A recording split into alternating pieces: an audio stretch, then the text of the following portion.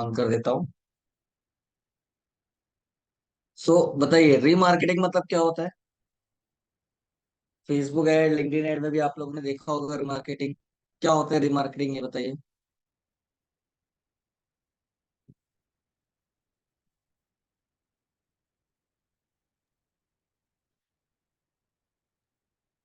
बताइए, सो रीमार्केटिंग मतलब क्या? सर, अगर जो भी यूजर को कुछ पसंद आता है तो हम उसको उसके रिलेटेड एड्स दिखाते हैं। पसंद आता है तो उससे रिलेटेड ऐड नहीं दिखाते। यदि किसी यूजर ने हमारी वेबसाइट विजिट किया और हम जो चाहते थे वो एक्टिविटी उसने नहीं की, मतलब यदि कोई यूजर वेबसाइट में आ रहा है, दैट मीन्स वो इंटरेस्टेड है आपके प्रोडक्ट और सर्विस के लिए, बट उसने प्रोडक्ट परचेज नहीं किया, नहीं उसने वेबसाइट में जाके इंक्वायरी किया कि आप उसको दोबारा अप्रोच कर पाओ, तो आप क्या करते हो? क्योंकि आपके पास उसका कोई डेटा नहीं है, तो आप रीमार्केटिंग यूज करते हो, क्योंकि ब्राउजर लेवल पे गूगल को, फेसबुक को पता रहता है कि कौन आपकी वेबसाइट को विजिट कर रहा है। तो हम क्या करते हैं, उस ब्राउजर की हेल्प लेते हैं उनको दोबारा अप्रोच करने के लिए, बिकॉज हमारे पास उनका कोई भी कॉन्टेक्ट इन्फॉर्मेशन नहीं है। तो हम क्या करते हैं, हम गूगल की हेल्प से या फेसबुक की हेल्प से ब्राउजर का जो डेटा है उसको यूज करके उन लोगों को दोबारा री अप्रोच करते हैं जिन्होंने हमारी वेबसाइट को विजिट किया या हमारी वेबसाइट के किसी स्पेसिफिक प्रोडक्ट और सर्विस को विजिट किया, जिसके लिए हम उसको दोबारा टारगेट करते हैं। ठीक है। बट आपको क्या करना पड़ता है, आपको रीमार्केटिंग के लिए सबसे पहले ऑडियंस का लिस्ट बनाना पड़ता है, जैसे हमने फेसबुक में कस्टम ऑडियंस बनाया था, याद होगा तो। ठीक है। सेम विथ लिंक्डइन में भी आपने एक ऑडियंस बनाया था, वैसे गूगल में भी आपको एक ऑडियंस की लिस्ट बनाना पड़ता है कि किसको दोबारा ऐड दिखाना चाहते हो। तो जिन भी यूजर को आपको दोबारा री अप्रोच करना है, उसके लिए आपको क्या करना पड़ेगा, उसके लिए आपको पहले एक ऑडियंस बनाना पड़ेगा ताकि आप उसको दोबारा ऐड दिखा पाओ। तो ऑडियंस बनाने के लिए आपको क्या करना है, आपको यहाँ पे टूल्स में आना है। टूल्स में आने के बाद शेयर लाइब्रेरी पे क्लिक करना है और ऑडियंस मैनेजर। जैसे आप यहाँ पे आओगे तो आपके सामने ऑप्शन आएगा क्या, क्रिएट ऑडियंस, ये ना प्लस का ऑप्शन है। मैं यहाँ पे क्लिक करता हूँ। आपके पास अलग अलग ऑप्शन है। आप वेबसाइट विजिटर के लिए ऑडियंस बनाना चाहते हो, आप ऐप यूजर मतलब आपका कोई एंड्रॉइड ऐप है उसको आपने यदि इंटीग्रेट किया होगा तो उसको जो भी लोग विजिट कर रहे हो उसके लिए बनाना चाहते हो, आपके यूट्यूब यूजर है उनके लिए बनाना चाहते हो, कस्टमर लिस्ट मतलब आपके पास पहले से डेटा है, फोन नंबर ईमेल आईडी का डेटा है तो उससे बनाना चाहते हो। तो ऐसे अलग अलग ऑप्शन है। मैंने बोला मेरे को वेबसाइट विजिटर्स के लिए बनाना है। ठीक है। अब सेगमेंट नेम मतलब ऑडियंस का नाम आपके नॉलेज के लिए, ये किसी को दिखेगा नहीं। तो हम क्या करते हैं, यहाँ पे ऑडियंस का नाम डालते हैं। तो अभी के लिए मैंने बोल दिया SDM डेमो ऑडियंस। अब सेगमेंट मेंबर मतलब किस टाइप से आप अप्रोच करना चाहते हो। तो यहाँ पे आपके पास ऑप्शन है visitor of a web page या visitor of a page with specific tag. Visitor of a web page मतलब किसी ने आपकी वेबसाइट के स्पेसिफिक पेज को या किसी पेज को विजिट किया, या visitor of a page with specific tag मतलब किसी कीवर्ड के थ्रू उसको विजिट किया। ठीक है। तो अब आपने बोला visitor of a web page, तो आपके पास वेब पेज का तो ऑप्शन है, लेकिन कौन सा पेज डालना है क्या कुछ समझ में नहीं आ रहा है। तो आप क्या करो, एक्शन को रिफाइन एक्शन में जाओ। अब रिफाइन एक्शन में जाओगे तो क्या होगा, अब आपके पास कुछ और एडिशनल ऑप्शन आ रहा है। क्या, पेज यूआरएल मतलब कौन से पेज को विजिट किया वो आप डालोगे तो गूगल उस पर्टिकुलर पेज को विजिट करने वालों की लिस्ट बनाएगा।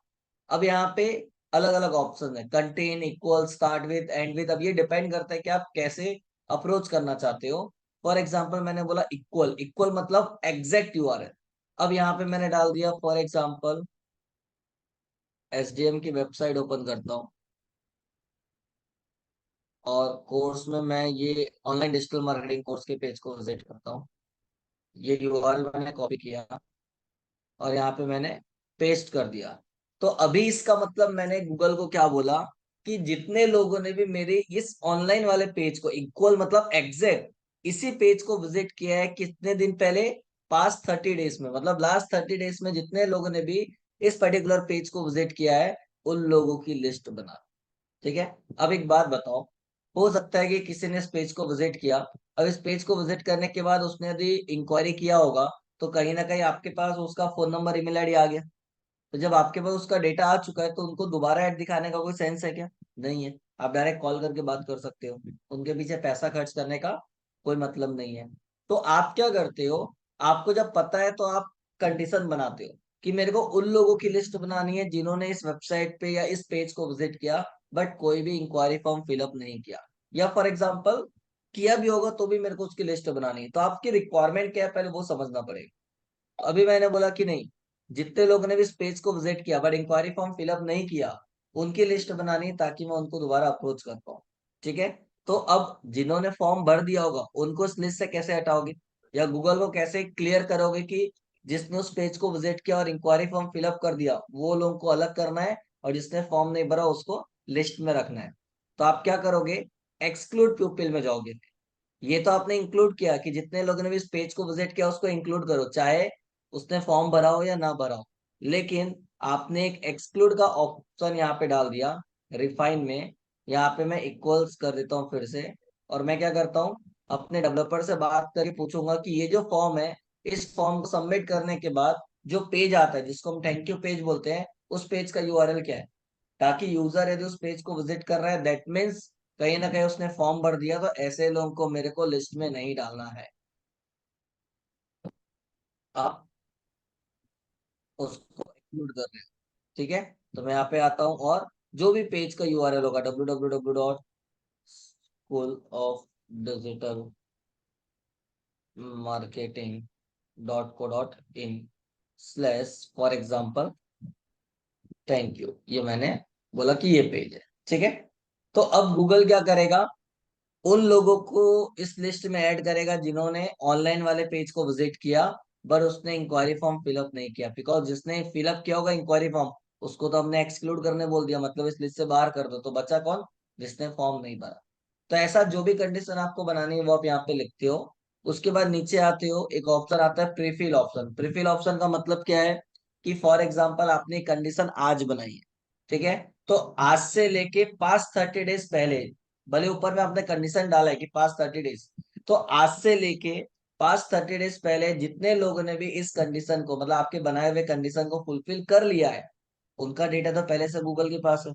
तो क्या उनको इस लिस्ट में ऐड करना है, आप बोलोगे यस, तो जैसे ही आप ऑडियंस बनाओगे तो थोड़ा बहुत डेटा उसमें पहले से आ जाएगा, मतलब बाय डिफॉल्ट आ जाएगा। लेकिन आप बोलते हो नहीं, स्टार्ट विथ एम्प्टी लिस्ट, मतलब एकदम जीरो से बनाना है। आज के बाद यदि कोई यूजर मेरी वेबसाइट को विजिट करता है और उसके बाद यदि वो फॉर्म नहीं भरता तो उनको इस लिस्ट में डालो। ठीक है। तो आपकी चॉइस है कि आपको क्या रखना है, बट बेटर है कि आप प्रीफिल ऑप्शन यूज करो। क्यों, क्योंकि इससे आपका टाइम बचेगा। आज आप बोलोगे तो आज के बाद जब कोई आएगा तब उसको उस लिस्ट में ऐड करेगा, लेकिन आपने फर्स्ट वाला रखा है तो पास्ट 1 मंथ के अंदर किसी ने यदि उस कंडीशन को फुलफिल किया है तो वो लोग पहले से उस लिस्ट में आ जाएंगे। तो जब आप ऐड रन करोगे तो ज्यादा लोगों को दिखेगा, प्लस आपको वेट नहीं करना पड़ेगा।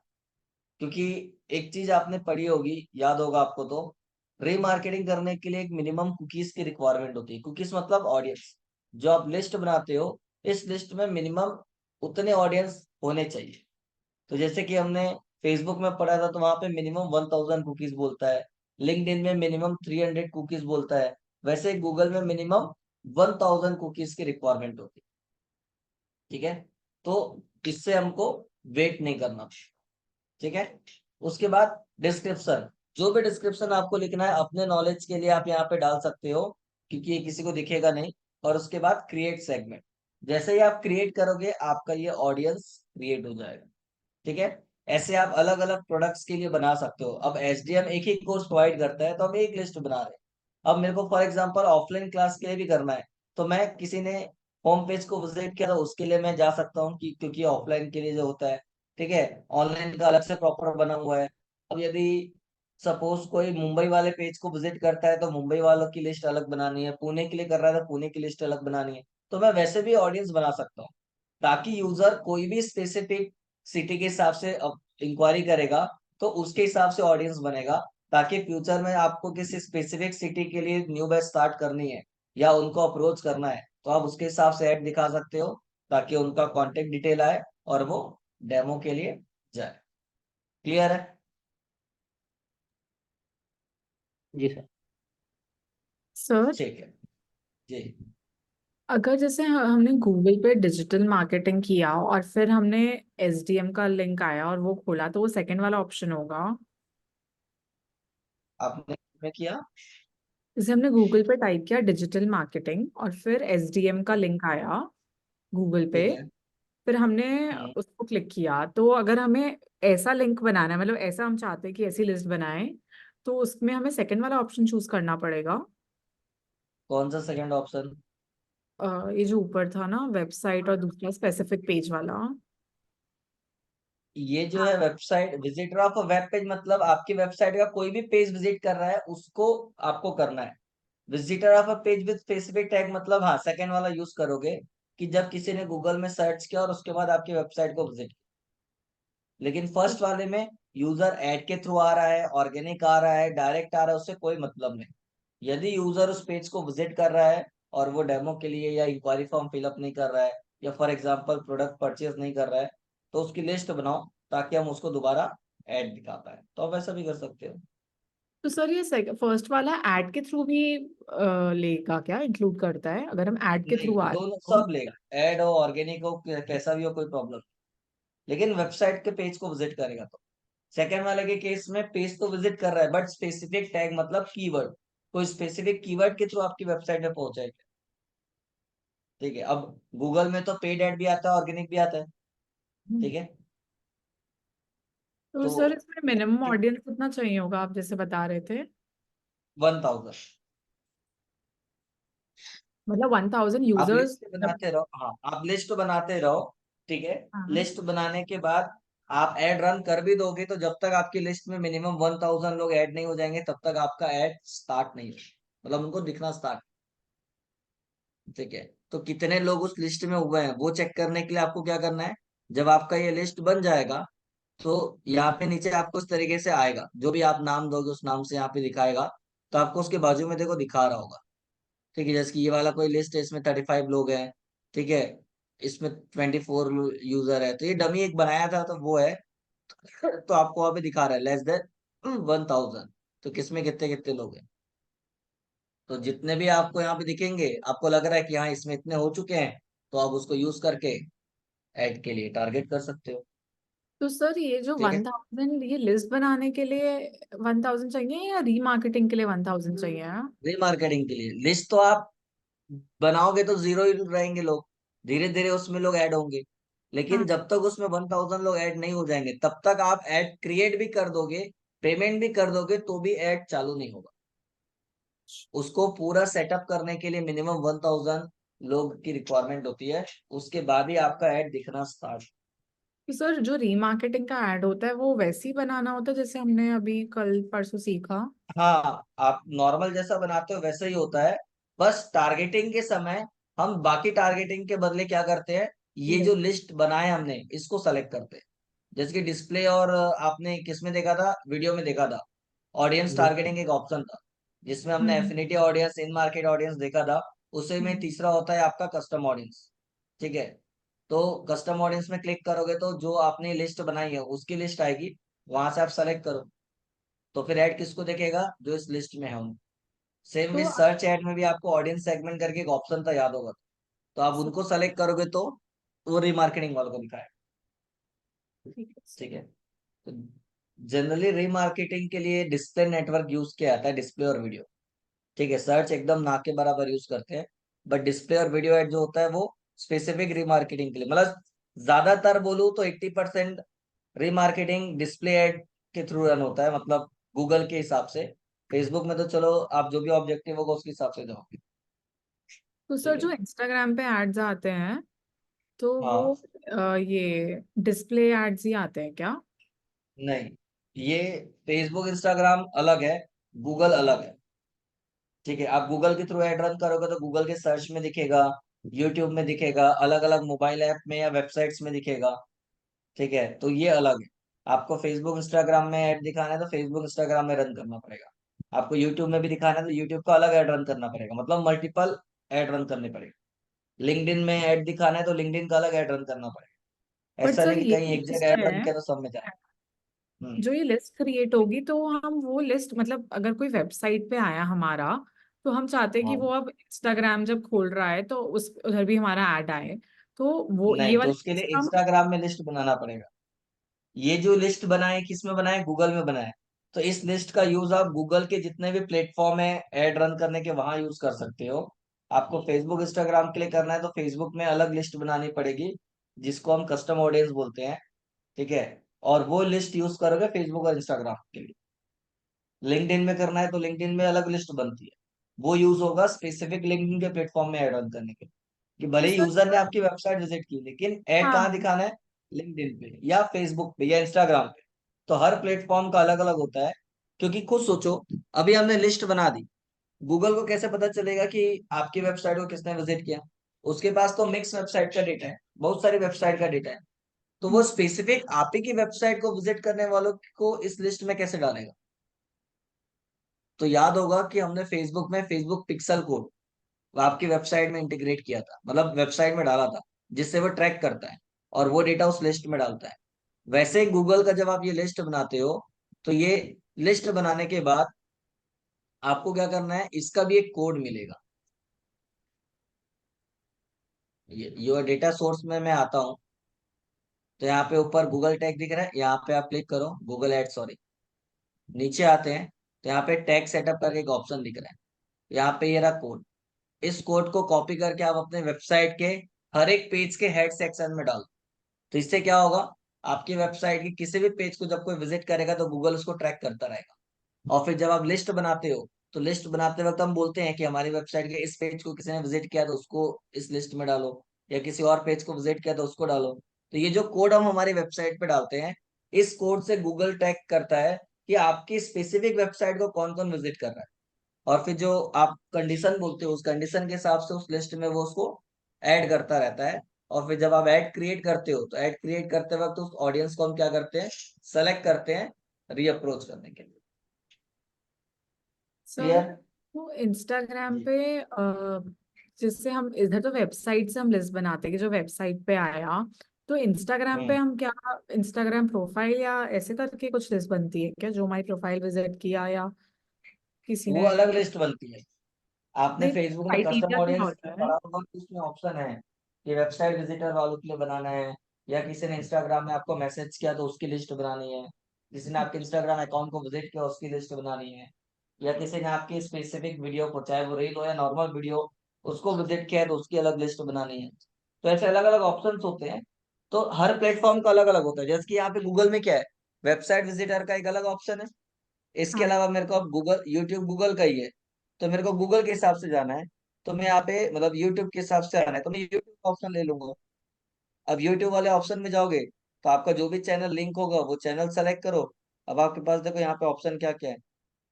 किसी ने आपके वीडियो को देखा हुआ है, किसी ने स्पेसिफिक वीडियो को देखा हुआ है, किसी ने आपके कोई भी वीडियो को देखा हुआ है एज एन ऐड, तो उसकी लिस्ट बनानी है। जितने लोगों ने भी आपके चैनल को सब्सक्राइब किया हुआ है उसकी लिस्ट बनानी है। ठीक है। किसी ने आपके वीडियो को लाइक किया हुआ है, किसी ने ऐड टू प्लेलिस्ट किया हुआ है, ऐसे बहुत सारे ऑप्शंस है। तो आप स्पेसिफिक अलग अलग कंडीशन के हिसाब से ऑडियंस बनाते हो, और एड रन करते वक्त जैसा आपको यूज करना है वैसा आप टारगेट करते हो।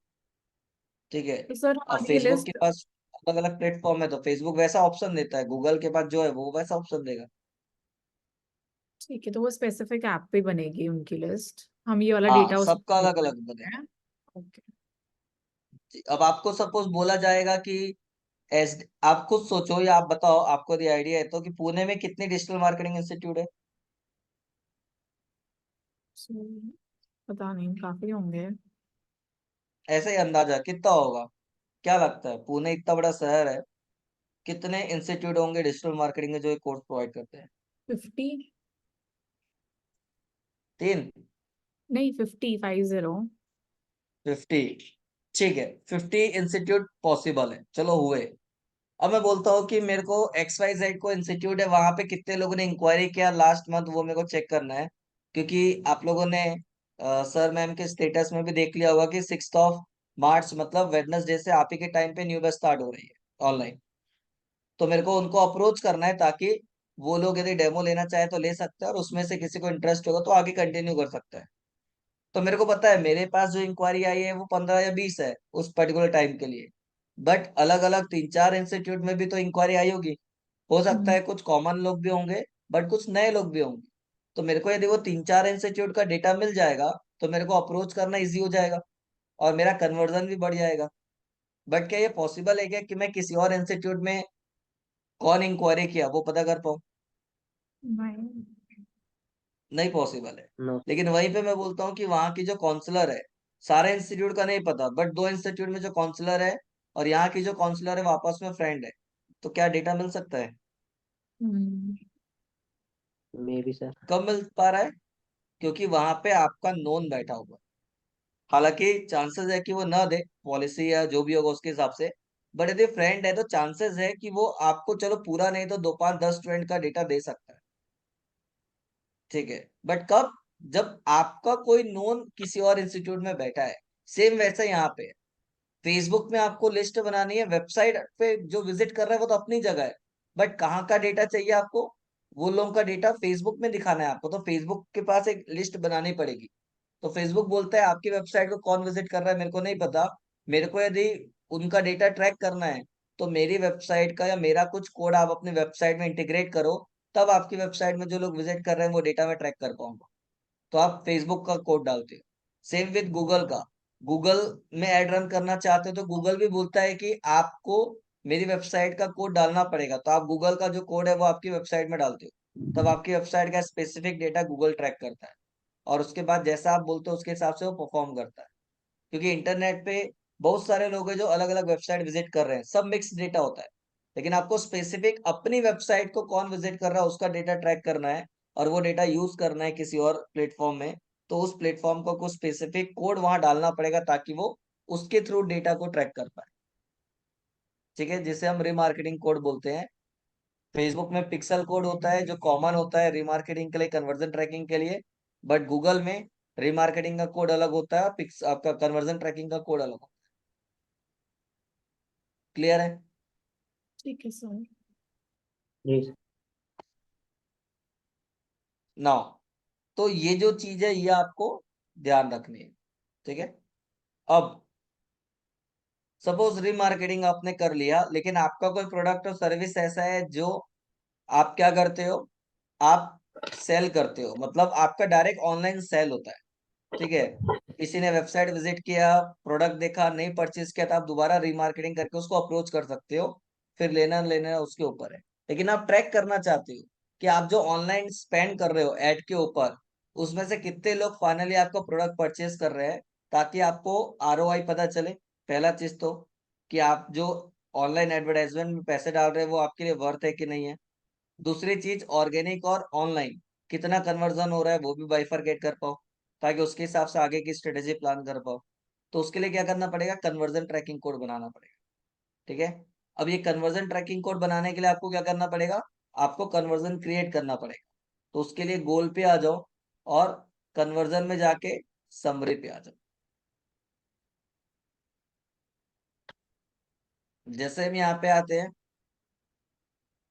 ये क्रिएट न्यू कन्वर्जन का एक ऑप्शन, यहाँ पे आते हैं और क्रिएट करते हैं। वेबसाइट पे क्लिक करता हूँ क्योंकि वेबसाइट से ट्रैक करना है। अब आपकी वेबसाइट का जो भी मेन डोमेन है वो मेन डोमेन डाल दो, या कोई स्पेसिफिक पेज के करना है तो उसका डाल दो, कोई दिक्कत नहीं है। अब वो उस पेज को स्कैन करेगा और आपको यहाँ पे ऑप्शन दे रहा है। तो मैंने बोला ऐड कन्वर्जन एक्शन मैनुअली, हमको ये ऑटोमेटेड पे नहीं जाना है, क्योंकि वो क्या करेगा, सही करेगा गलत करेगा नहीं पता। तो हम अभी मैनुअली पे जाते हैं। अब आपके पास ऑप्शन देता है कि आपको क्या ट्रैक करना है। आप कोई भी ऑप्शन सेलेक्ट करो, कोई नीचे के ऑप्शन या फीचर्स चेंज नहीं होंगे, बट गूगल के अंडरस्टैंडिंग के लिए कि आप क्या ट्रैक करना चाहते हो। कि कोई आपकी वेबसाइट से कुछ परचेस कर रहा है उसको ट्रैक करना है, किसी ने ऐड टू कार्ट किया, किसी ने सब्सक्राइब किया, किसी ने फॉर्म सबमिट किया, किसी ने सब्सक्राइब किया। चीज वही है, या तो वो फॉर्म भरेगा या तो परचेस करेगा, लेकिन सबके अलग अलग टर्म्स है, अलग अलग नाम दिया हो आपके अंडरस्टैंडिंग के लिए। तो मैंने बोला चलो किसी ने मेरे वेबसाइट से कुछ परचेस किया, या अब एसडीएम के लिए कर रहे हैं तो ऑनलाइन तो सेल नहीं होगा, लीड जनरेट होगा, तो मैंने यहाँ पे बोला किसी ने सबमिट लीड फॉर्म किया, उसको ट्रैक करना है। ठीक है।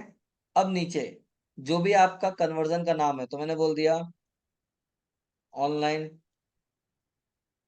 DM demo class. ठीक है, ये मैंने अपने नॉलेज के लिए रख लिया कि किसी ने ऑनलाइन डिजिटल मार्केटिंग कोर्स के लिए डेमो क्लास के लिए रजिस्ट्रेशन किया है। ठीक है, वो मेरे को ट्रैक कर। अब नीचे बोल रहा है वैल्यू, 3 ऑप्शन दे रहा है। Use the same value for each conversion, use different value for each conversion, और don't use value for this conversion. अब आप खुद बताओ, कोई भी यूजर वेबसाइट में आके कुछ फॉर्म फिलअप करेगा तो क्या आपको कोई रेवेन्यू जनरेट होगा क्या? बताइए।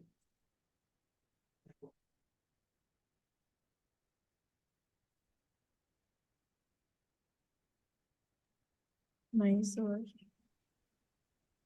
कोई यदि यूजर आपकी वेबसाइट में आके कुछ इंक्वायरी जनरेट करेगा तो क्या आपको उसके बदले कोई रेवेन्यू जनरेट होगा? नहीं होगा सर। नहीं होगा। तो उस केस में हम क्या यूज करेंगे? Don't use a value for this conversion. लेकिन यदि आप ऑनलाइन कुछ सेल कर रहे हो, ठीक है, तो उस केस में नो डाउट रेवेन्यू जनरेट होगा, लेकिन यहाँ पे दो ऑप्शन है ऊपर में, use same value for each conversion और use different value for each conversion. अब एक बात बताओ, आपके पास कोई एक प्रोडक्ट है XYZ, अब आप उसको परचेस करोगे और कोई और परचेस करेगा, तो क्या दोनों के लिए अलग अलग प्राइस पॉसिबल है क्या ऑनलाइन में? ये एक ही प्राइस होती है? एक ही सर। सही है। यदि दोनों के लिए सेम प्राइस होगी या एक प्रोडक्ट का प्राइस एक ही होगा तो दो अलग अलग ऑप्शन क्यों दे रहा है? सेम वैल्यू और डिफरेंट वैल्यू।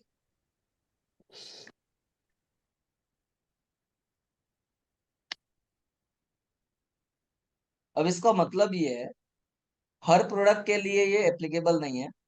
मैक्सिमम केस में क्या होता है कि जो भी प्रोडक्ट का कॉस्ट है वो सबके लिए सेम होता है, चाहे आप एक लो या चाहे 10 लो, या आपके अलावा कोई दूसरा ले, सबके लिए ऑनलाइन है मतलब सेम। ठीक है। लेकिन एक ही प्रोडक्ट का कॉस्ट अलग अलग लोगों के लिए डिफरेंट इसलिए होता है कुछ केस में, क्योंकि कभी कभी जैसे कि यदि मैं मोबाइल की बात कर, आपने कोई XYZ फोन लिया, जैसे कि सपोज मैं आईफोन की बात करता हूँ, आपने आईफोन एक्स लिया। अब आईफोन एक्स लिया तो हो सकता है कि आपने 5 GB रैम लिया, 10 GB रैम लिया, सबका अलग अलग होगा। ठीक है। तो आप जो भी कॉन्फ़िगरेशन का लोगे, डिवाइस वही है, बट आपके रिक्वायरमेंट के हिसाब से आप रो रैम जो है और स्टोरेज जो है कैपेसिटी आप कम ज्यादा करते हो, तो उसमें रेट वेरी करता है। यस सेम सर विथ करता है। आप कोई भी डिवाइस में जाओ। लेकिन यहीं पे यदि आप कोई कपड़े में जाते हो, तो कभी कभी कुछ कपड़ों में भी साइज के हिसाब से या कलर के हिसाब से रेट वेरी होता है। हर बार नहीं होता, बट कुछ केस में होता है। तो यदि आपका कोई ऐसा प्रोडक्ट है जिसमें साइज के हिसाब से, स्टोरेज के हिसाब से या किसी भी स्पेसिफिक फीचर्स के हिसाब से आपके उस प्रोडक्ट का कॉस्ट इंक्रीज हो रहा है या वेरी कर रहा है एग्जिस्टिंग कॉस्ट से, तो उस केस में आप क्या यूज करोगे? Use different value for each conversion, और उसका जो एक स्टैंडर्ड वैल्यू होगा, एवरेज वैल्यू होगा, वो आप यहाँ पे डालो। जैसे आपने रेलवे की टिकट का कभी देखा होगा, कुछ कुछ ट्रेन का जो फेयर होता है ना, वो डायनेमिकली अपडेट चेंज होता है। नॉर्मल यदि आप 4-5 महीने पहले या 3 महीने पहले, 2 महीने पहले करोगे तो सेम रेट रहेगा।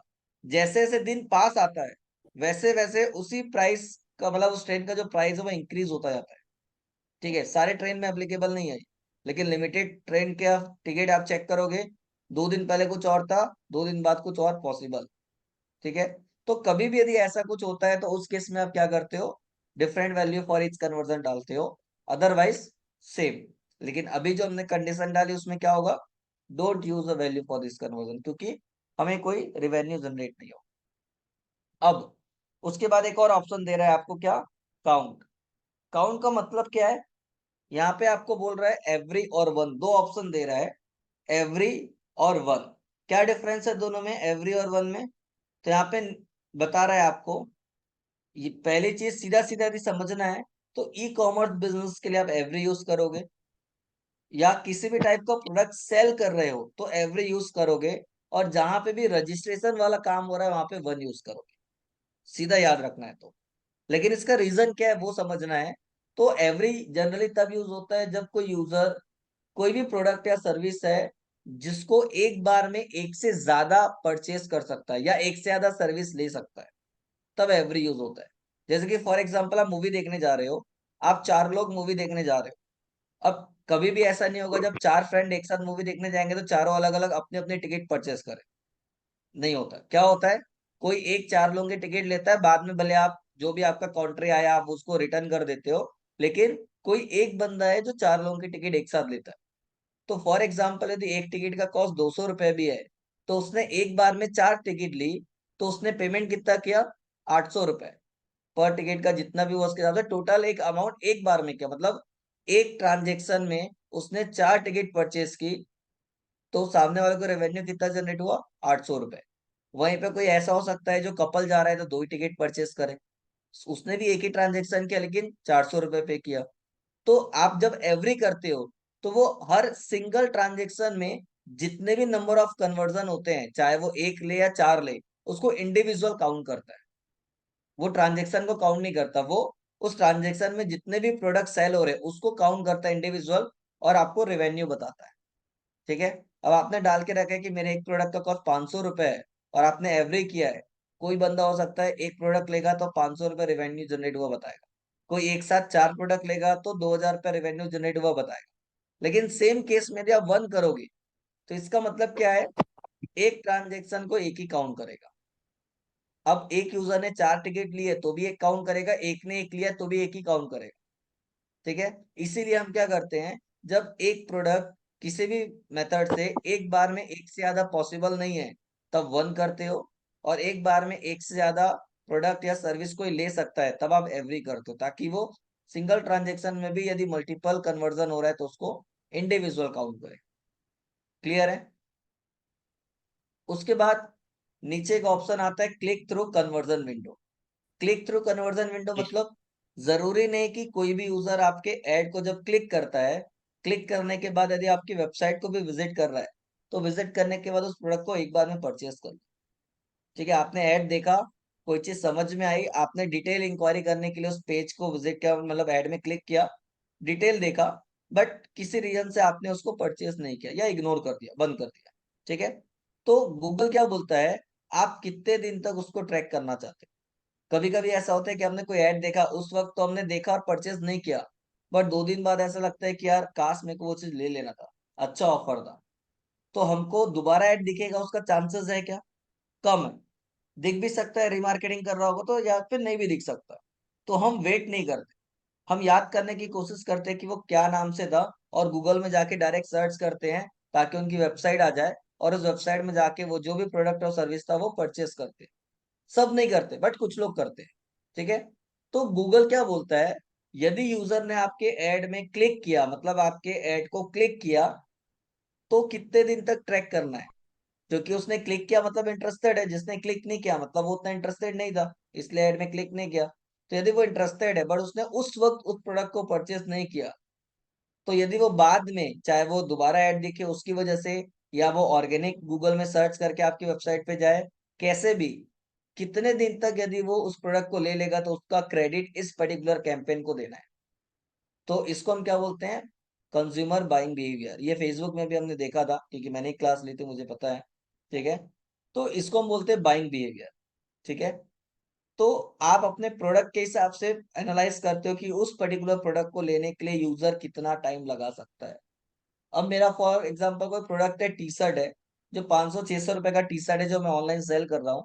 तो 500-600 रुपए के टी शर्ट का एड देखने के बाद यूजर कितना टाइम लगाएगा? लेना होगा तो तुरंत लेगा, नहीं लेना होगा तो ज्यादा से ज्यादा 2 से 3 दिन। बट 2-3 दिन या 4 दिन बाद भी यदि वो नहीं ले रहा है, इसका मतलब वो इंटरेस्टेड नहीं है, उसको ऐड मत दिखाओ। ठीक है। तो आप अपने अपने हिसाब से, अपने प्रोडक्ट के हिसाब से, ये जो कन्वर्जन विंडो का टाइम है, ये टाइम स्लॉट आप सेलेक्ट करते हो। ठीक है। 1 वीक, 2 वीक, 10 दिन, 15 दिन, या कस्टम अपने हिसाब से भी सेट कर सकते हो, कोई दिक्कत नहीं है, नंबर ऑफ डेज डाल सकते हो।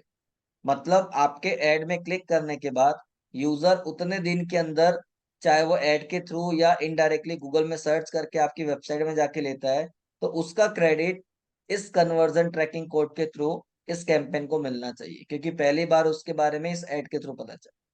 ठीक है। तो ये अपने हिसाब से आप सेट करते हो। Same with engage view through conversion, ये वीडियो के केस में होता है। यदि कोई यूजर वीडियो देख रहा है और वीडियो के थ्रू यदि वेबसाइट पे जाता है, तो कितने दिन तक ट्रैक करना है? अगेन नंबर ऑफ डेज अपने हिसाब से सेट कर सकते हो। Same with Vue through conversion, किसी ने आपके ऐड में क्लिक नहीं किया, खाली देखा था, तो कितने दिन तक ट्रैक करना है? अब सीधी सी बात है, यदि आप कंपेयर करोगे जिसने ऐड देखा बट क्लिक नहीं किया, और जिसने ऐड देख के क्लिक किया, उसके कंपेयर में जिसने ऐड देखा और क्लिक किया वो ज्यादा इफेक्टिव है, चांसेस वहां ज्यादा।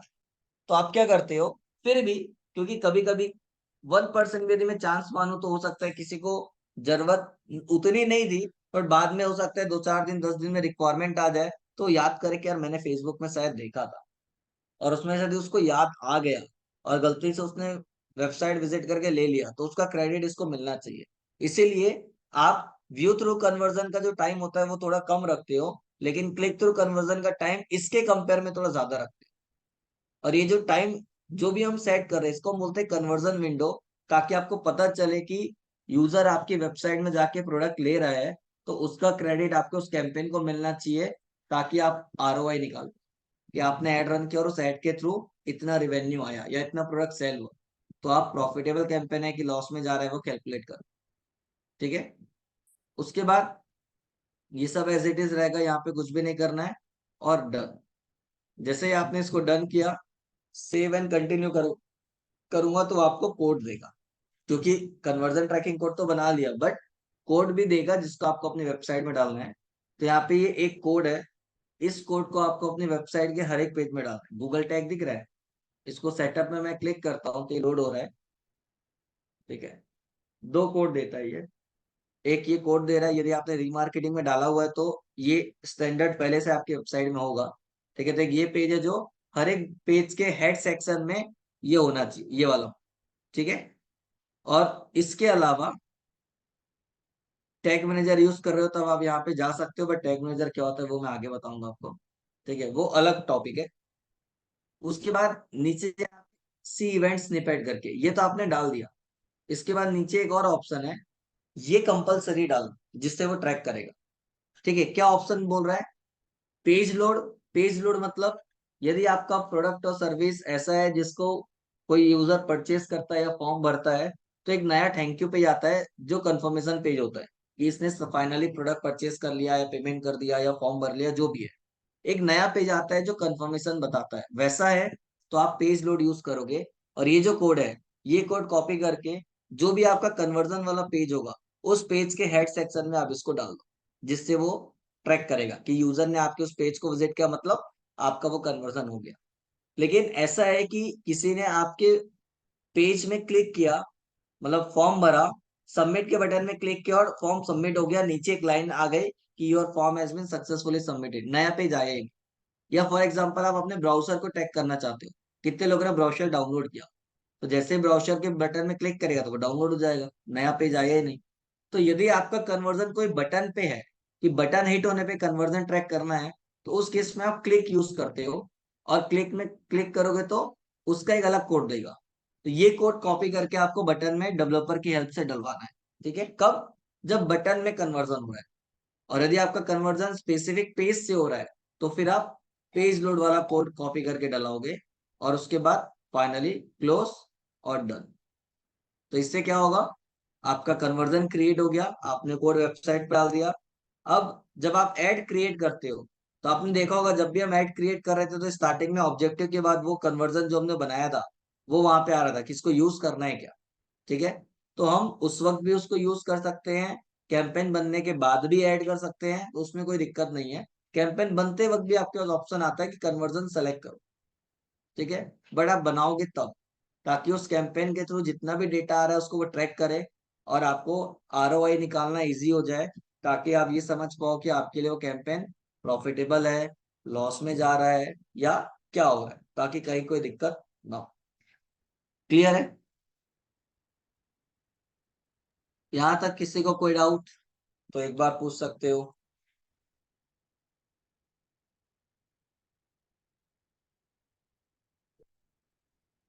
सारी चीजें क्लियर है?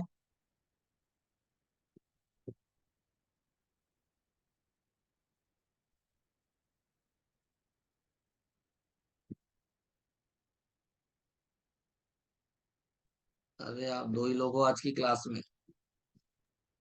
हाँ सर। Yes sir. क्लियर है? ठीक है। सर, हाँ बोलिए। एक बार आप मुझे वो समझाओ ना, अगर अगर अगर हमें इंस्टाग्राम में लिस्ट बनानी है, हम्म, तो इंस्टाग्राम का वो अलग से इंस्टाग्राम अकाउंट खोल के बनता है क्या? नहीं, इंस्टाग्राम और फेसबुक के लिए आपका जो फेसबुक एड मैनेजर का प्लेटफॉर्म है वही है। अलग से कोई प्लेटफॉर्म नहीं है कि इंस्टाग्राम के लिए अलग और फेसबुक के लिए अलग। ठीक है। आप नॉर्मल जब फेसबुक ओपन करोगे और एड रन करने के लिए एड मैनेजर अकाउंट है, जो एड मैनेजर अकाउंट है यहीं से आपका फेसबुक, इंस्टाग्राम, व्हाट्सएप के एड रन करना है, व्हाट्सएप में ट्रैफिक भेजना है, मैसेज करना है, सब इस डैशबोर्ड से होगा। ठीक है। और याद होगा तो मैंने बताया, डैशबोर्ड में ऑल टूल्स में आ जाओ, या तो ये जो ऑडियंस दिख रहा है इस ऑडियंस पे क्लिक करो, और उसमें कस्टम ऑडियंस का ऑप्शन आएगा। कस्टम ऑडियंस पे क्लिक करोगे तो आपको इंस्टाग्राम वाला बनाना है या आपको नॉर्मल बनाना है, आप यहाँ से बना सकते हो।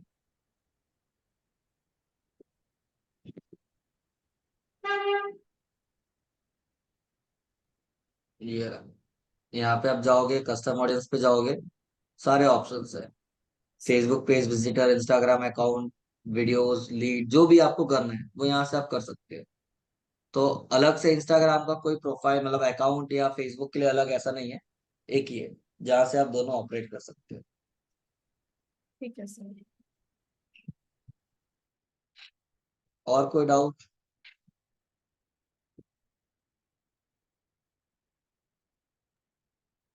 ठीक है।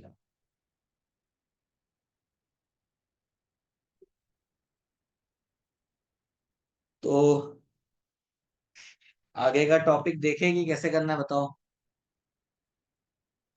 सर इसके आगे क्या है? गूगल टैग मैनेजर है, ईमेल मार्केटिंग है, एफिलिएट मार्केटिंग है, फिर छोटे छोटे टॉपिक, मतलब गूगल टैग मैनेजर है, ईमेल मार्केटिंग, उसके बाद छोटे छोटे टॉपिक है, ज्यादा बड़े बड़े टॉपिक नहीं सर कर सकते हैं अगर कुछ छोटा टॉपिक अभी कंप्लीट कर पाए तो। है।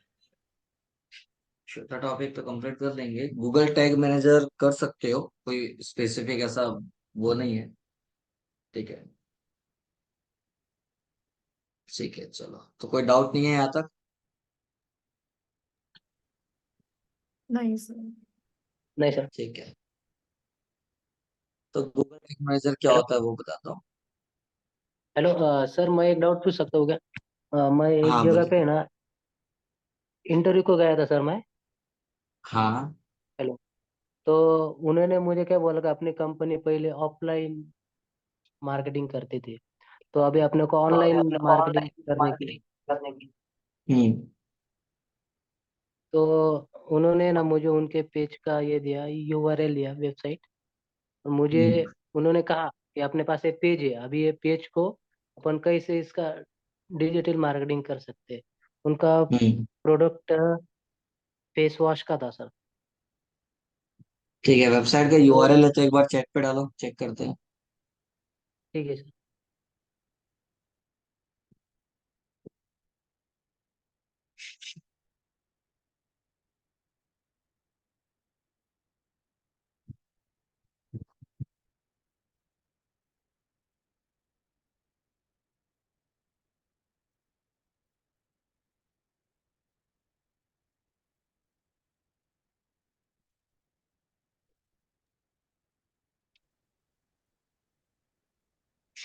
तो उन्होंने बोला कि अभी इसमें अपन क्या ऐसा कर सकते हैं जो ऑनलाइन मार्केटिंग किया जा सकता है इसका।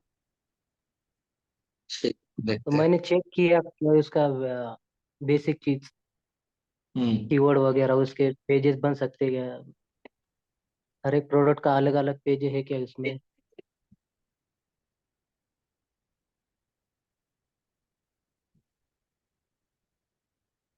मॉइस्चर, हाँ ये है।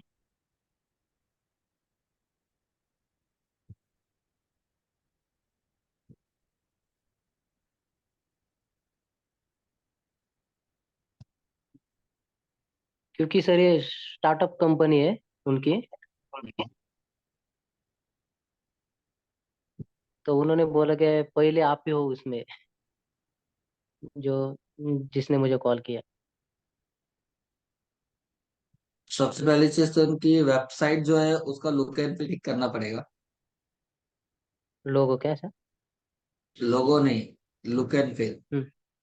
कोई भी लुक एंड यूजर फील। यदि वेबसाइट पे आएगा तो बहुत खाली खाली दिख रहा है, यदि मैं इस ओके। पेज को ओपन और कर सर रहा हूँ। इनके पेजेस के अलग अलग पेजेस भी नहीं ना हर एक प्रोडक्ट के? नहीं, वो ठीक है, बट अभी देखो होम हम्म पेज में आया मैं, ये जो है ये तो चलो ठीक है, जैसा भी है, बट हम्म नीचे आ रहे हो तो क्या हो रहा है, फेस सीरम और मॉइस्चराइजर। मॉइस्चराइजर हम्म, में मैं क्लिक किया तो नया पेज ओपन हुआ, दिख रहा है? हाँ यस सर। एक ही, कुछ भी नहीं है ना, एक ही पे प्रोडक्ट है, हम्म पूरा ब्लैंक है। यही यस सर। चीज वापस होम पेज पे आते हैं, आपका फेस सीरम ही है, बट आपको दिख रहा है लेफ्ट एंड राइट पूरा ब्लैंक है, बहुत छोटा छोटा हाँ दिख यस रहा सर। है। तो ये कस्टमर के पॉइंट ऑफ व्यू से थोड़ा सा क्या लगता है कि उतना अट्रैक्टिव नहीं है, तो यूजर क्या करेगा, देखने के बदले हो सकता है कि बंद कर दे वेबसाइट। ठीक है, यस सर। तो वो आपको ध्यान रखना है। दूसरी चीज, जैसे कि यहाँ पे ये जो 5 स्टार लिखा हुआ है, ये काइंड ऑफ रेटिंग जैसा है। ठीक है, यस सर। हर प्रोडक्ट का 5 स्टार पॉसिबल है क्या? प्लस नहीं माइनस सर। कुछ तो होगा, सबको 100% अच्छा लगेगा जरूरी नहीं है। तो नो डाउट उन्होंने अपने लेवल पे बनाया है और 5 स्टार डाला है, तो एटलीस्ट 5 स्टार के बदले आप 4.9 डालो, 4.8 डालो, कोई दिक्कत नहीं, वो जेन्युइन लगता है। एकदम से 5 डाल दोगे और यहाँ पे हाईलाइट किया, मतलब ये कोई यूजर तो डाला नहीं है, ये बनाने वाले ने डाला हुआ है। ठीक है, तो वो स्पैम लगता है। ठीक है, नो डाउट यहाँ पे इसकी सेटिंग ऐसा किया हुआ है कि किसी एक ने डाला है और वो दिखा रहा है, कोई दिक्कत नहीं है, बट थोड़ा सा हम उनको सजेस्ट कर सकते हैं। अब जो भी है, वेबसाइट कैसी है वो अपनी जगह है। यदि मुझे इसका डिजिटल मार्केटिंग करना है, प्रोडक्ट सेपरेट है, क्या है वो अपनी जगह है, लेकिन इनका जो कैटेगरी ऑफ बिजनेस है जो भी है, इसके लिए क्या यूजफुल है, सोशल मीडिया। सोशल ठीक है, मीडिया। एसईओ इनके लिए अभी काम नहीं आएगा, क्योंकि कितने ऐसे लोग होंगे जो फेस सीरम और इनका जो भी जो प्रोडक्ट है, 2 कैटेगरी अभी इनकी दिख रही है, मॉइस्चराइजर, ये गूगल में सर्च करके परचेस मॉइस्चराइजर। करते हो। आपको यदि फेस सीरम चाहिए या कुछ भी चाहिए, आपको पता है कि फ्लिपकार्ट अमेजोन में अवेलेबल है, आप गूगल में नहीं जाओगे, आप फ्लिपकार्ट अमेजोन में जाके वहां फिल्टर लगाओगे और वहां से परचेस करोगे। ठीक है, यस सर। मतलब ये ऐसा कैटेगरी नहीं है जहाँ पे लोग गूगल में सर्च करके ले, तो आपको क्या करना पड़ेगा, फेसबुक में जाना पड़ेगा या इंस्टाग्राम पे जाना पड़ेगा, क्योंकि यूथ में भी शायद ज्यादा यूज करे। अब फेसबुक इंस्टाग्राम यस। में जाना है तो उसके लिए आपके पास वेबसाइट है, अच्छी बात है, भले जैसे भी है, बट एक वेबसाइट है और सबका सेपरेट सेपरेट पेज है। ठीक है, यहाँ पे जो भी डिटेल है जैसा भी है, बट पेज है। तो हम उनको सजेस्ट कर सकते हैं कि हम आपके लिए फेसबुक इंस्टाग्राम में एड रन कर सकते हैं। प्लस आप चाहो तो करोजल एड रन कर सकते हो। करोजल मतलब एक बार में 3 या 4 प्रोडक्ट स्लाइड होके दिखता है, आप मैक्सिमम 12 प्रोडक्ट हाँ हाँ। स्लाइड करके दिखा सकते हो। तो कम कॉस्ट में सारे प्रोडक्ट्स को हाईलाइट कर सकते हैं और एड रन कर सकते हो। ठीक है, yes. Add yes copy sir. जो बनाना है वो तो अपनी जगह है, लेकिन कहीं ना कहीं जो भी इनके यूएसपी होगा या जो भी चीजें हैं उसको हम हाईलाइट करके क्या कर सकते हैं, प्लान कर सकते हैं। बट आपको भी पता है, जैसे मैंने अभी बोला, एक बार ऐड को देख के तुरंत कोई परचेस करेगा चांसेस कम है। तो आपको इसके साथ साथ रीमार्केटिंग का कैंपेन भी रन करना पड़ेगा, कि किसी ने ऐड देखा, उसमें क्लिक किया, वेबसाइट पे आया बट परचेज नहीं किया, तो उसको फिर से ऐड दिखाओ। ठीक है, तो आप yes sir. Normal ad run कर सकते हो ट्रैफिक वाला, और उसके साथ साथ रीमार्केटिंग। ठीक है, जिसको आप गूगल एनालिटिक्स का कोड डाल के ट्रैक कर सकते हो कि कितने लोगों ने वेबसाइट को विजिट किया ऐड के थ्रू, क्या हुआ। ठीक है, और वो सारा चीज एक्सपेरिमेंट कर सकते हो। गूगल एड्स किसी काम का नहीं है, एसईओ अभी किसी काम का नहीं। Okay sir.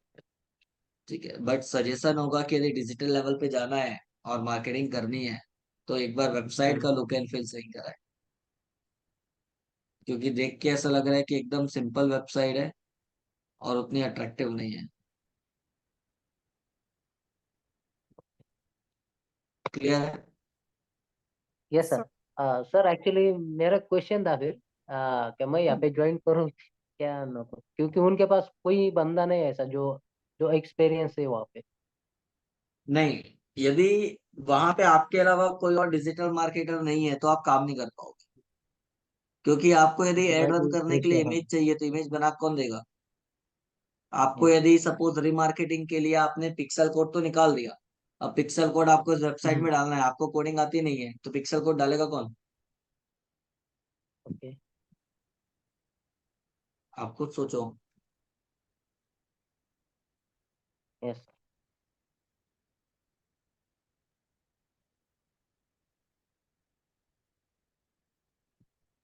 Website pure coding में बनी है, HTML में बनी हुई है।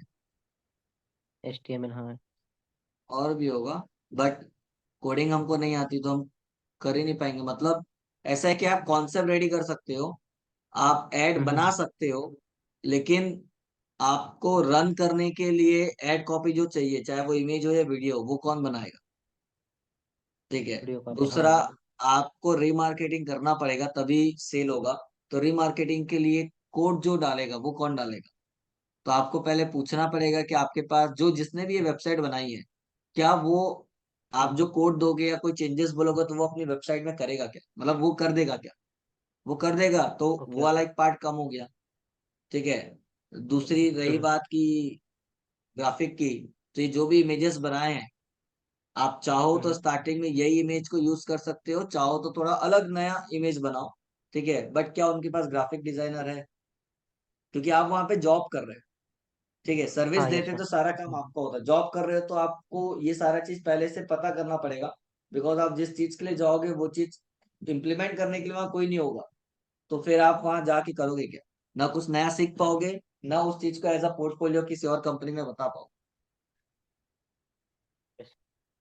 ठीक है, तो वो भी एक चीज है।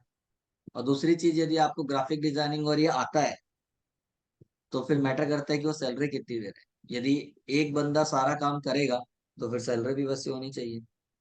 यदि उतनी पे कर रहे यस हैं सर। तो एक बार आप सोच सकते हो, नहीं तो फिर छोड़ दो, मत जाओ।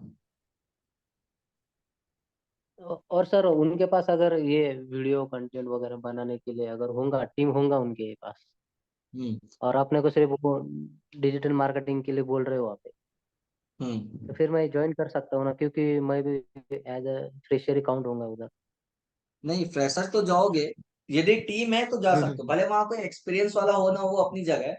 लेकिन ग्राफिक हम्म। डिजाइनिंग वाला बंदा या वीडियो वाला बंदा कोई है वीडियो। जो ये सब करके आपको देगा, तो फिर आप जा सकते हो। बट डिपेंड करता है कि वो सैलरी क्या दे रहा है। ठीक है। लेकिन यदि कोई सीनियर वहां नहीं है, तो एक क्वेश्चन मार्क रहेगा कि आप सही कर रहे हो कि गलत, वो गाइड कौन करेगा? अब जब कोई गाइड नहीं करेगा तो आप सीखोगे कैसे? वो भी एक पॉइंट है। Right sir. तो वो सारे चीज सोच समझ के प्लान करो, क्या करना है क्या नहीं करना है। ठीक है, उसके बाद जाओ। Okay sir. क्योंकि जब आप इसको एज अ पोर्टफोलियो में डालोगे, किसी और कंपनी में फ्यूचर में शिफ्ट करोगे, तो कि मैंने इस कंपनी में काम किया, जब उसका वेबसाइट कोई देखेगा तो बोलेगा आप इतने दिन काम किए, वेबसाइट में काम ही नहीं करा है, तो फिर आपने काम कैसे हाँ। किया? और जब कोई यूजर ऐड देख के वेबसाइट में लैंड करेगा, तो उसका लैंडिंग पेज भी तो थोड़ा इफेक्टिव होना चाहिए ना। Yes sir. तो वो सब करवा सकते हो, वहां पे टीम है। टीम नहीं भी है, आउटसोर्स करके भी हो सकता है, तो फिर आप जा सकते हो, कोई दिक्कत नहीं। कि कहीं ना कहीं से तो स्टार्ट करोगे। Yes sir.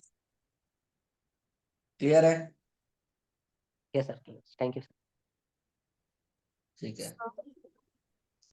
जो हम रीमार्केटिंग के लिए लिस्ट बनाते हैं, वो हम्म। पेड सर्विस होता है या गूगल हमारे लिए कर देता है? पेड होता है, फ्री में कुछ नहीं होता। तो चाहे वो उस फेसबुक में करो चाहे गूगल में करो, रीमार्केटिंग मतलब पेड, एड मतलब पेड। ठीक है। बट सर, री आप पे भी, एड और लिस्ट अलग अलग है ना? क्या चीज? मतलब एड रन करना एक अलग हो गया, और उसके बाद एड से लिस्ट बनाना या वेबसाइट से जो भी यूजर्स जाते हैं उसकी लिस्ट बनाना, वो तो अलग अलग काम हो गया ना? अलग अलग काम का, लेकिन बिना एड दिखाए लिस्ट का करोगे क्या? नहीं, हम ऐड के लिए तो पे करेंगे ही, लिस्ट के लिए भी पे करना पड़ता है क्या? नहीं, लिस्ट बनाने के लिए पे नहीं करना पड़ता, लेकिन लिस्ट बनाओगे तब तो उनको दोबारा अप्रोच करोगे, और दोबारा अप्रोच करने के लिए एड रन करना है। तो खाली लिस्ट बना के आपका काम नहीं होगा, ना वो आपको पता चलेगा कि उसके अंदर कौन है कौन नहीं। एड रन करोगे तो उसमें जो भी लोग हैं उनको ऐड दिखेगा, लेकिन खाली आपने ऑडियंस बना के छोड़ दिया तो आपको समझ में नहीं आएगा उसमें कौन है क्या है। और जब तक उसको रन नहीं करोगे ऐड, तब तक उसका बेनिफिट आपको नहीं मिलेगा। अगर सर कोई हमारी वेबसाइट पे, मतलब कोई वेबसाइट पे वेबसाइट की लिस्ट बना रहे हैं कि जो कौन कौन हमारी वेबसाइट को एक्सेस हम्म। करता है, तो हम्म। अब हमें से कुछ भी, अगर हमें ऐड, उनको ऐड दिखाना है, कुछ भी और भी अलग हम्म। तरीके का कुछ मार्केटिंग करना है, तो खाली वो लिस्ट का क्रिएशन का भी चार्जेस होता है क्या? नहीं, लिस्ट क्रिएट करने का कोई चार्ज नहीं है। आप जितने लिस्ट बनाना चाह बना सकते हो, लेकिन उस लिस्ट को जब यूज करोगे एड रन करने के लिए, तो उस हाँ, एड में जितना पे करना चाहते हो वही आपको पे करना है, अलग से कुछ पे नहीं करना। मतलब जब हम वो कस्टम सेलेक्ट करेंगे। जी। कस्टम सेलेक्ट करने का भी चार्ज नहीं है, एड रन करने का चार्ज। चाहे आप अवेयरनेस के लिए एड रन करो, चाहे लीड जनरेट करने के लिए करो, चाहे जो भी पर्पज से करो, तो उसमें जब जिसको एड दिखाना है, उसमें हम या तो इंटरेस्ट वाइज टारगेट करते हैं या डेमोग्राफिक वाइज टारगेट करते हो, या आपने पहले जो ऑडियंस बनाया है उनको अप्रोच करते हो। बट अप्रोच सेलेक्ट तो कर लोगे, बट कुछ तो अमाउंट डालोगे कि मेरे को एक दिन का 200 रुपये खर्च करना है, 300 हाँ, खर्च करना है, तो वो चार्ज लगता है। अदरवाइज कोई एडिशनल चार्ज लिस्ट बनाने का या ऐसा कुछ भी नहीं। सर सर ऐसे ही इंस्टाग्राम उस पे भी नहीं है, इंस्टाग्राम फेसबुक पे? नहीं, कहीं पे भी नहीं, कोई भी प्लेटफॉर्म पे नहीं। एड रन करने का चार्ज होता है, मतलब जो आप प्लेटफॉर्म को पे करते हो, हाँ। लेकिन आप लिस्ट कितना भी बनाओ उसका कोई आपसे चार्ज नहीं लेते। ठीक है ना? और कोई डाउट है तो पूछ सकते हो, क्योंकि अब टाइम ऐसा है कि नया टॉपिक स्टार्ट करेंगे तो खत्म नहीं होगा, और फ्रेश टॉपिक फिर हम मंडे से ही करें तो ज्यादा अच्छा है। सर मुझे एक डाउट है। हाँ अगर बोलिए। हमें से जो मैं आपको बता रही थी ये वेबसाइट का, उसके लिए अगर हम्म। हमें B2C वेबसाइट के लिए ब्रांडिंग सोचना है, तो उसके लिए मुझे क्या हम्म। क्या फैक्टर्स लाइक थोड़े ध्यान में रखने चाहिए? मार्केटिंग पॉइंट ऑफ व्यू से कि वेबसाइट पॉइंट ऑफ व्यू से कि क्या? पर वही, उसका वेबसाइट भी बनेगा फिर मार्केटिंग भी होगा, तो ऐसा मतलब ब्रांड नेम क्या ऐसा हो, देखो मतलब क्या क्या चीजें चेक करनी चाहिए? देखो ब्रांड नेम क्या होना और चाहिए तो वो तो करना आपके ऊपर चाहिए। होता है। जनरली बिजनेस का नाम आप हम जरूरी नहीं कि स्पेसिफिक ब्रांड के हिसाब से या प्रोडक्ट के हिसाब से सोचते हैं। सबकी अपनी अपनी थिंकिंग होती है। हाँ। कोई उस कैटेगरी के हिसाब से प्लान करता है कि उस कैटेगरी में कौन सा नाम कैची होगा जो लोगों को एक बार में क्लिक करेगा। कुछ हम्म। लोग होते हैं जो अपने पर्सनल नाम से प्लान करते हैं। तो ब्रांड नेम जो भी हो उसे मतलब नहीं कि जब भी कोई बिजनेस स्टार्ट होता है तो एक नाम होता है जिसको कोई जानता नहीं। जब उसकी आप मार्केटिंग करते हो, लोगों के सामने अवेयरनेस क्रिएट करते हो, तब उसका एक नाम होता है। तो फिर वो नाम कुछ भी हो। हम्म। ठीक है। बस हमको ये ध्यान रखना पड़ता है कि एकदम लंबा ना हो। एक दो वर्ड्स का होता है तो उसको याद रखना या रीड करना इजी होता है और समझ जाते हैं लोग। लेकिन एकदम लंबा यदि हम बनाओगे सेंटेंस जैसा तो उसको याद रखना मुश्किल हो जाता है। तो वैसा बस ध्यान रखना है। बाकी आप कोई भी वेबसाइट बनाओ, मतलब आपका प्रोडक्ट कैसा है, सर्विस कैसा है, उसके ऊपर डिपेंड करेगा कि आपको कैसी वेबसाइट बनानी है। वेबसाइट के बाद आपको ये ध्यान रखना है कि कौन से प्लेटफॉर्म से आपको उसको मार्केट करना स्टार्ट करना है। ब्रांडिंग करने के लिए सोशल मीडिया के अलावा कोई प्लेटफॉर्म आपको नहीं मिलेगा। तो आपको सोशल मीडिया में ऑर्गेनिक भी काम करना पड़ेगा। ऑर्गेनिक के साथ साथ आपको पेड एड में भी जाना पड़ेगा। ठीक है। हम्म। और उसके बाद रीमार्केटिंग भी करनी पड़ेगी। तो सर हमें कुछ ऐसे कीवर्ड्स का ध्यान तो नहीं रखना ना, ऐसे मार्क ब्रांड नेम रखने से पहले? एसईओ के लिए, हाँ। कीवर्ड आप एसईओ के लिए ध्यान रखते हो, तो आपको अपने प्रोडक्ट और सर्विस का एनालाइज करना पड़ेगा कि गूगल में लोग कितने सर्च कर रहे हैं, क्या उसका सर्च वॉल्यूम है। यदि सर्च करते हैं लोग गूगल में और उसके बाद परचेस करते हैं, तो फिर आपको उसके लिए एसईओ करना पड़ेगा। ठीक है। और आपको लगता है कि लोग सर्च नहीं करते, ऐसे ही लेते हैं, तो फिर आप फेसबुक एड यूज करके, इंस्टाग्राम एड यूज करके मार्केटिंग कर सकते हो या सेल कर सकते हो। नहीं सर, ब्रांड नेम रखने से पहले कुछ हमें SEO मतलब कीवर्ड का कुछ चेक तो नहीं करना होता ना? यदि आप ध्यान रख रहे हो तो बेटर है कि ऐसा नाम सोचो जिसमें आपको कीवर्ड आ जाए एसईओ पॉइंट ऑफ व्यू से। ठीक है, ताकि आपको टारगेट करना इजी हो जाए। क्योंकि आपने भी यदि सोचा नहीं है तो बेटर है कि फिर उसको ध्यान में रख के सोचो। जैसे कि अब स्कूल ऑफ डिजिटल मार्केटिंग ने कैसे नाम सोचा है वो मेरे को नहीं पता, but direct indirect school of digital marketing के अंदर डिजिटल मार्केटिंग कीवर्ड है, वो उनको एक प्लस पॉइंट है। वहीं पे यदि मैं कोई और इंस्टीट्यूट का नाम रखता हूँ XYZ और स्कूल ऑफ डिजिटल मार्केटिंग को कंपेयर करोगे, तो SDM की वेबसाइट को रैंक पे लाना थोड़ा इजी हो जाए। ठीक है। तो वैसे ही आप अपने फील्ड से रिलेटेड कुछ प्लान कर रहे हो और अभी फाइनल नहीं है, तो आप ट्राई करो कि आपके फील्ड से रिलेटेड कोई यदि ऐसा कीवर्ड है जो आपके बिजनेस नेम में या ब्रांड नेम में यूज हो सकता है, तो उसको ट्राई करो। कीवर्ड बट मतलब लॉन्ग टेल कीवर्ड नहीं, है कि प्रोडक्ट्स अगर जो भी आपका वो आ जाए। बट मेरा जो ऐसा व्यू है कि अगर हम लोग ऐसे कुछ मतलब वो स्पेसिफिक, अगर मैं ऐसे बोलूँ प्लांट्स का है, अगर मैं ऐसे प्लांट्स हम्म, पे ऐसे प्लांट डालूंगी ना सर वेबसाइट के नेम में, तो वो एक ब्रांड आइडेंटिटी नहीं बन पाती है। खाली प्लांट प्लांट नहीं डालना है, आपको उससे रिलेटेड सोचना है। या तो अच्छा, सिनोनिम से, जैसे कि किसी सिनोनिम। ने हाँ हाँ उगाव करके कोई एक वेबसाइट है जिसका मैंने ऐड बहुत पहले देखा था। हाँ ठीक है। और उससे रिलेटेड फिर एक दो और प्लांट से रिलेटेड वेबसाइट के ऐड आए थे मेरे को। हाँ ठीक है। हाँ तो उगाव कहीं ना कहीं, अब उन्होंने क्या सोच के किया नहीं पता, बट कहीं ना कहीं वो एक अच्छा नाम है। हाँ। ठीक है, वो रिलेट कर रहा है उस फील्ड को। ठीक है। हम्म। आप वैसा कुछ सोच सकते हो। ठीक है, बट जरूरी नहीं कि आप वही रखो। ठीक हाँ है।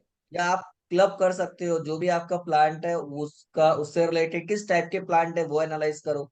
उससे हम्म रिलेटेड आप गूगल में चैट जीपीटी में डालो कि मेरा ये बिजनेस है और इससे रिलेटेड मैं अपने बिजनेस का नाम प्लान कर रहा हूँ या कर रही हूँ। तो उसके नाम सजेस्ट करो। तो आपको इतने सारे नाम सजेस्ट करेगा विथ प्रॉपर मीनिंगफुल। अब आपको उसमें से जो अच्छा लगता है, रिलेवेंट लगता है, वो ट्राई करो। और चेक करो कि उसका डोमेन अवेलेबल है कि नहीं। क्योंकि पता चला हमने ब्रांड नेम तो सोच लिया लेकिन उसके नाम से डोमेन अवेलेबल ही नहीं है, तो आपको दोनों चीज ध्यान रखनी पड़ती है। और सर जैसे कि डॉट इन और डॉट कॉम, वो इक्वली दोनों सेम ही रहेगा या हमें डॉट कॉम प्रेफर करना चाहिए किसमें और किसमें। डोमेन नेम में?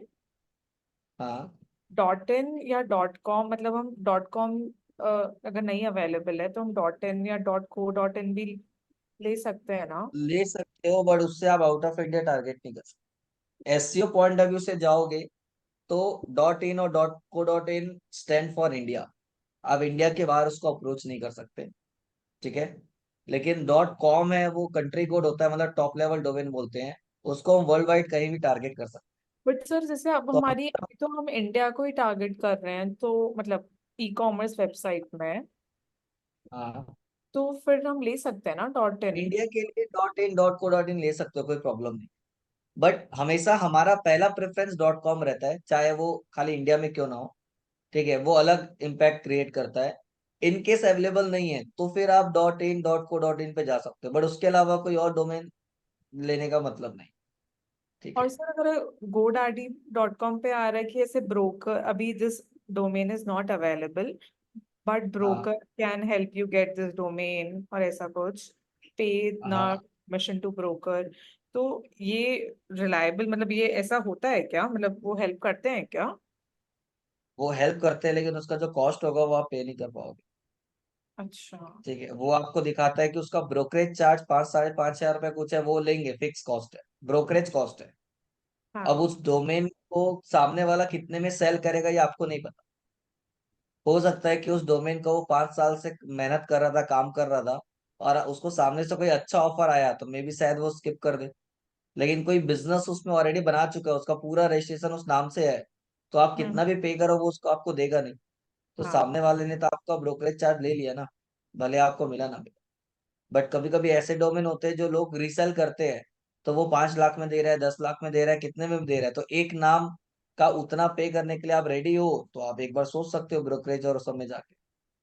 हम्म। अदरवाइज जो अवेलेबल है उस पे जाओ।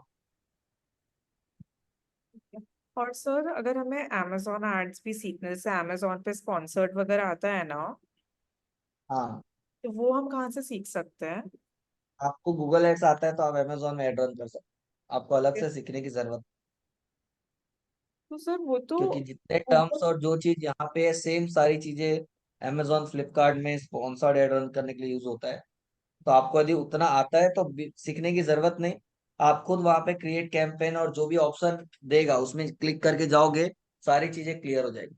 आपको अलग से सीखने की जरूरत नहीं है। तो कौन सा प्लेटफॉर्म पे बनता है amazon का ऐड? वो जब आप सेलर अकाउंट क्रिएट करोगे तो उसके अंदर आता अच्छा। है। हाँ, जब तक आप सेलर नहीं हो अमेजोन के तब तक आपको ऑप्शन नहीं देगा। ठीक है सर।